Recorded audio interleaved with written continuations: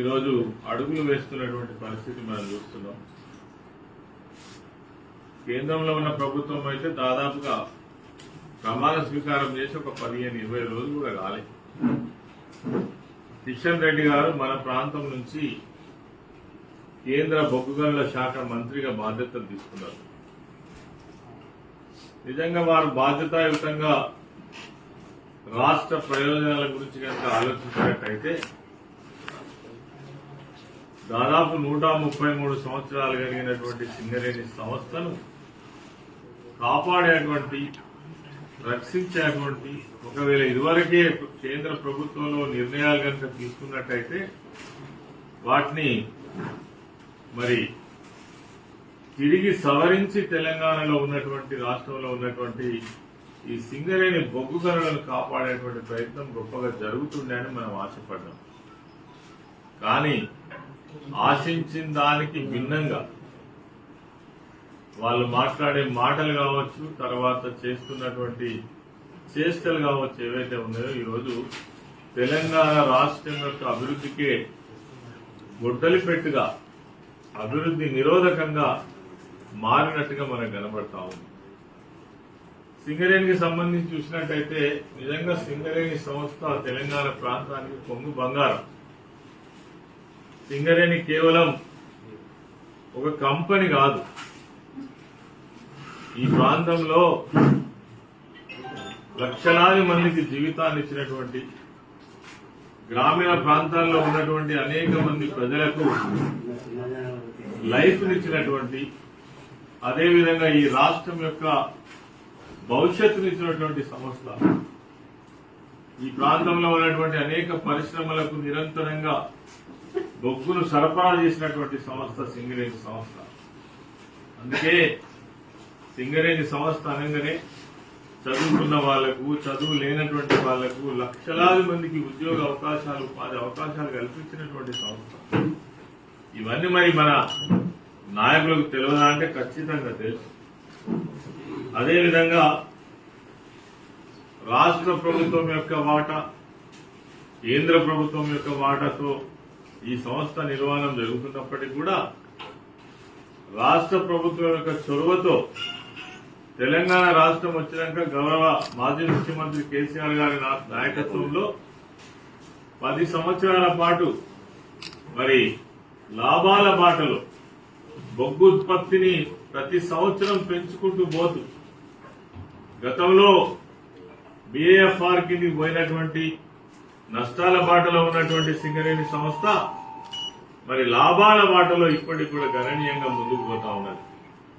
గత సంవత్సరం కూడా లాభాల వాటా కార్మికులకు పంచిచ్చే దాంట్లో 32% లాభాల వాటా కార్మికులకు ఇచ్చినటువంటి సంస్థ సింగరేణి సంస్థ. అదేవిధంగా ప్రభుత్వ రంగ సంస్థ అయినటువంటి, లాభాలు అందిస్తున్నటువంటి అన్ని విషయాలలో దేశంలో ఎన్నో బొగ్గు సంస్థలు ఉన్నప్పటికీ సింగరేణి సంస్థకు ఒక ప్రత్యేకత ఉన్నది. అది అన్ని విషయాలలో కూడా మరి ఇక్కడ మనం చూస్తుంటే ఓ ప్రభుత్వ రంగ సంస్థ ఉండి లాభాలు ఆర్జిస్తున్నటువంటి సంస్థను మరి ఎందుకు ప్రైవేట్ పరం చేయాలనే ఆలోచన వచ్చిందో ఇది చాలా దురదృష్టకరం, బాధాకరం. ఎప్పుడైనా మనం ఏం చేస్తాము, కేంద్రంలో కానీ రాష్ట్రంలో కానీ రాష్ట్ర ప్రభుత్వ, కేంద్ర ప్రభుత్వ ఆధీనంలో ఉన్నటువంటి ఏవైనా పరిశ్రమలు మరి నష్టాల బాటలో ఉన్నట్టయితే, కాయలబడ్డటువంటి పరిశ్రమలు అయితే వాటిని అమ్మివేయడం కావచ్చు, వేలం వేయడం కావచ్చు, ఆ బరువును భరించలేక కేంద్ర రాష్ట్ర ప్రభుత్వాలు ఎప్పుడైనా పరిశ్రమలను వదిలించుకుంటే మనం చూస్తుంటాం. కానీ ఇక్కడ చిత్రమైన విషయం ఏంటంటే లాభాలలో ఉన్నటువంటి సింగరేణి సంస్థను తెగనమ్మేటువంటి ప్రయత్నం చేస్తున్నారు. మరి ఇది ఎవరి కోసం, ఎందుకోసం, ఏ ఇంట్రెస్ట్ తో చేస్తున్నారో మనకు అర్థమైతలేదు. అదేవిధంగా దేశంలో అనేక రాష్ట్రాలలో ఈ బొగ్గు సంస్థలు ఉన్నాయి. మరి ఏదైతే కేంద్ర ప్రభుత్వం ఈ ప్రైవేటీకరణ వైపు అడుగులేస్తున్నదో మోదీ వచ్చిన తర్వాత మరి ఆయా రాష్ట్రాల యొక్క ప్రయోజనాలను కాపాడడం కోసం అక్కడ ఉన్నటువంటి ప్రభుత్వాలు కావచ్చు, ముఖ్యమంత్రులు కావచ్చు, మా రాష్ట్రం యొక్క అభివృద్ధి కుంటుపడుతుంది అనేటువంటి రిక్వెస్ట్ తోటి మరి గత సంవత్సరం, అంతకుముందు సంవత్సరం వాళ్ళ రిక్వెస్ట్ మేరకు మరి ఒరిస్సాలో ఉన్నటువంటి బొగ్గు గనులు ఆ రాష్ట్రానికి ఉంచడం జరిగింది. తమిళనాడులో ఆ రోజు ఉన్నటువంటి నాయకుల యొక్క మరి రిక్వెస్ట్ మేరకు తమిళనాడు కూడా కాపాడడం జరిగింది. గుజరాత్ లో ఉన్నటువంటి బొగ్గు సంస్థలు వాళ్ళకే వదిలిపెట్టడం జరిగింది. కోల్ ఇండియాలో చాలా ప్రాంతాలలో కూడా వాళ్ళు రిక్వెస్ట్ చేస్తే ఆ రాష్ట్రం యొక్క అభివృద్ధి కోసం, ఆ ప్రాంతంలో ఉన్న అవసరాల కోసం ఆ బొగ్గు సంస్థలను అక్కడనే వదిలిపెట్టి వాళ్ళ రాష్ట్రానికే అందించడం జరిగింది. ఆనాటి నుంచి ఈనాటి వరకు కూడా తెలంగాణ రాష్ట్రం కొత్తగా ఏర్పడ్డ రాష్ట్రం. ఆనాటి ముఖ్యమంత్రి కేసీఆర్ గారు కావచ్చు, ఆనాడు ఉన్నటువంటి సింగరేణి సంస్థలో ఉన్నటువంటి యాజమాన్యం కావచ్చు, అందులో పనిచేస్తున్నటువంటి అనేక కార్మిక సంఘాలు కావచ్చు, తప్పకుండా ఈ సంస్థను కాపాడండి, ఈ సంస్థకు ఒక ప్రత్యేకత ఉన్నది అని లేఖలు రాయడంతో పాటు, ప్రత్యక్షంగా రిక్వెస్ట్ చేయడంతో పాటు మరి అనేక సందర్భాలలో మరి సమ్మెలకు దిగినటువంటి సందర్భం కూడా ఉన్నది. ఆ సమయంలో ఇదే ఈనాడు ఉన్నటువంటి మన ముఖ్యమంత్రి రేవంత్ రెడ్డి గారు ఆనాడు ఒక్క మాట, ఈనాడు ఒక్క మాట. ఆనాడు పిసిసి అధ్యక్షుని స్థాయిలో కేంద్ర ప్రభుత్వానికి ఉత్తరం రాసి సింగరేణి సంస్థను ఖచ్చితంగా కాపాడాలి, ఇది రాష్ట్ర ప్రయోజనాలను ఎట్టి పరిస్థితిలో మీరు మరి విచ్ఛిన్నం చేయొద్దనే ఉద్దేశంతో ఆ రోజు లేఖ రాయడం జరిగింది. మరి ఈరోజు అధికారంలోకి వచ్చారు, మీరే ముఖ్యమంత్రిగా ఉన్నారు, మీరు రాసినటువంటి లేఖను మీరు కట్టుబడి ఉండాల్సిన అవసరం ఉన్నది. కానీ అధికారం లేక ఉంది ఒక మాట, అధికారంలోకి వచ్చినాక ఒక్క మాట. ఇలా అధికారంలోకి వచ్చినప్పుడు ఈ రాష్ట్రం యొక్క ప్రథమ పౌరులు మీరు, ముఖ్యమంత్రిగా బాధ్యతలు తీసుకున్నారు. ఈ రాష్ట్రం యొక్క అభివృద్ధి ఎంత గొప్పగా జరిగితే అంత గొప్పగా మీకే పేరు వస్తుంది. మీ హయాంలో సింగరేణి సంస్థను మూసేసే పరిస్థితి వస్తే ఇంతకంటే దారుణం, దయనీయం ఇంకోటి ఉండదు. అందుకే ఈరోజు రేవంత్ రెడ్డి మరి నరేంద్ర మోడీ ప్రధానమంత్రితో కలిసి ఈ బొగ్గు బ్లాకులను మరి ప్రైవేట్ పరం చేసేటువంటి కుట్రలో ప్రత్యక్షంగా భాగస్వామ్యం కావడం చాలా బాధాకరం. దానికి ఉప ముఖ్యమంత్రి ఎవరైతే మల్లు భట్టి విక్రమార్క గారు ఆ యాక్షన్ లో పాల్గొనడం, ఒకవైపేమో ద్వంద్వ వైఖరి కనబడుతుంది. ఇదే మల్లు భట్టి విక్రమార్క గారు ప్రెస్ మీట్ పెట్టి మేము ఈ సింగరేణి సంస్థకే గనులను ఉంచాలని కోరుతున్నామని చెప్పుకుంటూనే మళ్లీ కేంద్ర ప్రభుత్వం నిర్వహిస్తున్నటువంటి కిషన్ రెడ్డి గారు నిర్వహిస్తున్నటువంటి వేలం పాటలో పాల్గొనడం అనేటువంటిది చాలా దురదృష్టకరం. ఈ ద్వంద్వ నీతిని మేము వ్యతిరేకిస్తున్నాం. నిజంగా ఈ రాష్ట్రంలో ఉన్నటువంటి కాంగ్రెస్ ప్రభుత్వానికి బొగ్గు గనులను కాపాడాల్సినటువంటి బాధ్యత ఉందా లేదా, మీ వైఖరి ఏందని కూడా స్పష్టంగా చెప్పాల్సినటువంటి అవసరం ఉంది. మరి మీరు స్వయంగా కిషన్ రెడ్డి గారు కావచ్చు, రేవంత్ రెడ్డి గారు కావచ్చు, మొన్న జరిగినటువంటి పార్లమెంట్ ఎన్నికల సందర్భంలో కూడా మీరు 6 జిల్లాలలో మీ పర్యటనల సందర్భంగా మీరేం మాట్లాడారో ఒకసారి ప్రజలందరూ, కార్మికులందరూ, తెలంగాణ ప్రజానికం అంతా కూడా చూసింది. మేము ఎట్టి పరిస్థితులలో సింగరేణి సంస్థను ప్రైవేట్ పరం చేయబోమని చెప్పింది. ప్రధానమంత్రి నరేంద్ర మోడీ గారు వచ్చి కూడా ఈ రాష్ట్రానికి ఎట్టి పరిస్థితుల్లో మేము ప్రైవేటీకరణ చేయబోమని చెప్పింది. నాయకులుగా ఒక నిబద్ధత, ఒక నిజాయితీ ఉండాల్సిన అవసరం ఉంది.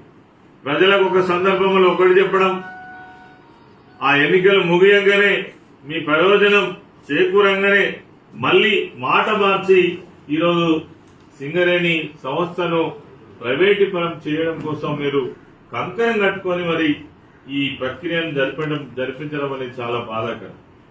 ఈరోజు 100 ఏళ్ల చరిత్ర కలిగినటువంటి సింగరేణి సంస్థకు చాలా హంగులున్నాయి. మరి ఈరోజు మీరు దేశంలో ఏవైతే 90 బొగ్గు బ్లాకులను ప్రైవేట్ పరం చేయబోతున్నారో అందులో సింగరేణి సంస్థకు సంబంధించినటువంటి శ్రావణపల్లి కూడా ఉన్నది. మరి వీటిని ఏ విధంగా మినహాయించాలి మీరు ఆలోచన చేయాలి. ఖచ్చితంగా ఒకవేళ ఈ సందర్భంలో గనక రాష్ట్ర ప్రభుత్వం కానీ కేంద్రంలో అధికారంలో ఉన్నటువంటి కేంద్ర మంత్రి కిషన్ రెడ్డి కానీ మీరు ఈ రాష్ట్రం యొక్క బిడ్డలు, మీకు బాధ్యత ఉన్నది. రాజకీయాలు ముఖ్యం కాదు, రాష్ట్ర ప్రయోజనాలు ముఖ్యం. నిన్న స్వయంగా కిషన్ రెడ్డి గారు ప్రెస్ మీట్ పెట్టి మేము ప్రైవేటీకరణ చేయట్లేదని మాట్లాడుతున్నారు. ఒదికేమో బొగ్గు బ్లాకులను ప్రైవేటు వ్యక్తులకే వేలం వేస్తూ మళ్లీ ప్రెస్ ముందుకు వచ్చి మళ్లీ మేము ప్రైవేటీకరణ చేయడం లేదని చెప్తున్నారు. అంటే ఎవరిని మోసం చేస్తారు, ఎవరిని నమ్మిస్తారు? అదేవిధంగా ఈ ప్రైవేటీకరణకు అర్థమైందో కూడా కిషన్ రెడ్డి గారు దయచేసి చెప్పాలి. మేమున్న 10 సంవత్సరాల కాలంలో కేసీఆర్ గారు కేంద్రం నుంచి ఎంత ఒత్తిడి వచ్చినప్పటికీ కూడా ఒక్క బొగ్గు బ్లాకును కూడా ఆ రోజు వేలం వేయకుండా ఒక రక్షణ కవచం లాగా తెలంగాణ రాష్ట్ర ప్రయోజనాలను కాపాడినటువంటి ప్రభుత్వంగా పార్టీగా మేము గర్వంగా చెప్తాం. ఇవాళ సింగరేణి కార్మికులకు కావచ్చు, తెలంగాణ ప్రజలకు కావచ్చు. అదేవిధంగా మరి ఈరోజు సింగరేణి సంస్థ దాని యొక్క భవిష్యత్తును ఊహించుకొని ఈ గోదావరి లోయ బొగ్గు గని ప్రాంతంలో ఉన్నటువంటి బొగ్గు నిక్షేపాలను వెలికి తీయడంలో, అసలు ఈ గోదావరి తీర ప్రాంతంలో ఉన్నటువంటి బొగ్గు నిల్వలు ఎంత గొప్పగా ఉన్నాయో మరి వాటిని తెలుసుకోవడంలో కోట్లాది రూపాయలు, వందల వేల కోట్లాది రూపాయలు వెచ్చించి మరి ఆ బొగ్గు నిల్వలను కనుగొని భవిష్యత్తును మరి ఏర్పాటు చేసుకొని కోట్లాది రూపాయలు ఖర్చు పెట్టి ఉన్నాయి. అదేవిధంగా 133 ఏళ్ల సంస్థ, రైల్వేస్ ఉన్నాయి, సొంత వ్యవస్థ ఉన్నది, లాభాలు గడిస్తా ఉన్నారు. మరి ఇవన్నీ ఉండంగా కూడా మరి దీన్ని ప్రైవేట్ పరం చేయాలనేటువంటి ఒక దుర్మార్గమైన ఆలోచన ఈరోజు కేంద్ర రాష్ట్ర ప్రభుత్వాలు చేయడం అనేటువంటిది చాలా నీచమైన చర్యగా మేము తీవ్రంగా ఖండిస్తున్నాం. ఒకవేళ ప్రైవేట్ సంస్థలకు ఇచ్చినట్టయితే ఏం జరుగుతుంది? రిజర్వేషన్లు కోల్పోతారు. ఇలా మా ఎస్సీలు కావచ్చు, ఎస్టీలు కావచ్చు, బీసీ మైనారిటీలు కావచ్చు, ఈ సంస్థలో వచ్చేటువంటి ఉద్యోగ అవకాశాలు కోల్పోతారు. చదువుకున్నటువంటి నిరుద్యోగ యువకులు ఉద్యోగ అవకాశాలు కోల్పోతారు.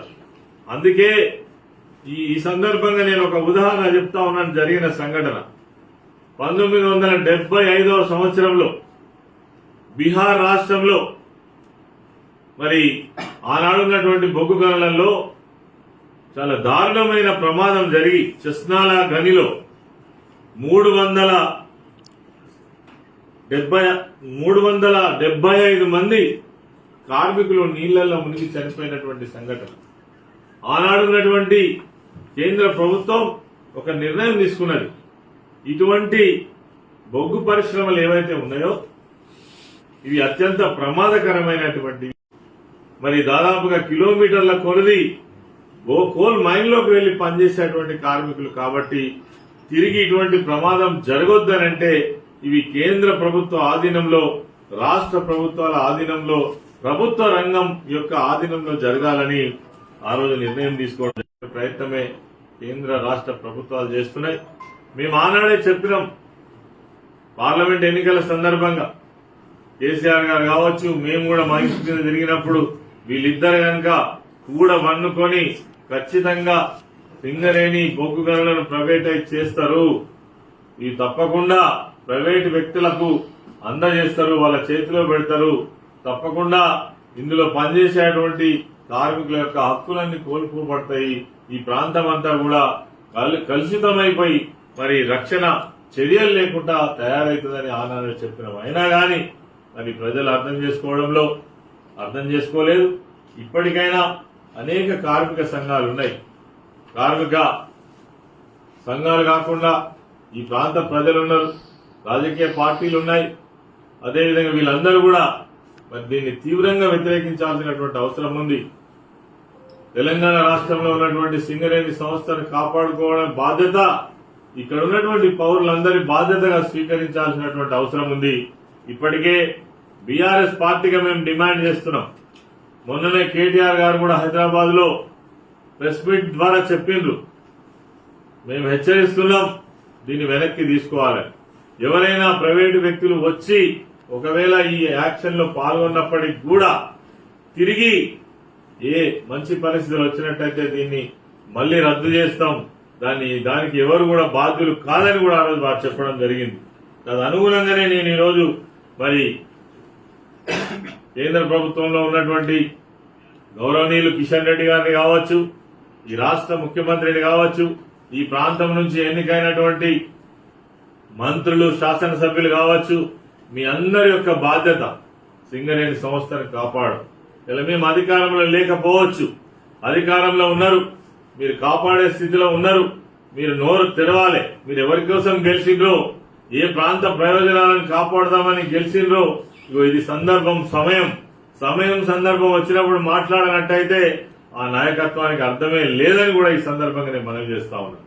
కాబట్టి ఏవైతే ఇలా మీరు యాక్షన్లో పెట్టినటువంటి శ్రావణపల్లి ఇమీడియట్ గా దాని యొక్క ప్రక్రియను ఆఫ్ చేయాలని, ఫ్యూచర్ లో కూడా మీరు కోయగూడెం కావచ్చు, సత్తుపల్లి కావచ్చు, కళ్యాణి గాని అండర్ గ్రౌండ్ మైన్ కావచ్చు, ఇవన్నీ కూడా మీరు మరి రేపు వేలాంలో ప్రైవేటు వ్యక్తులుగా అందజేయబోతా ఉన్నారు.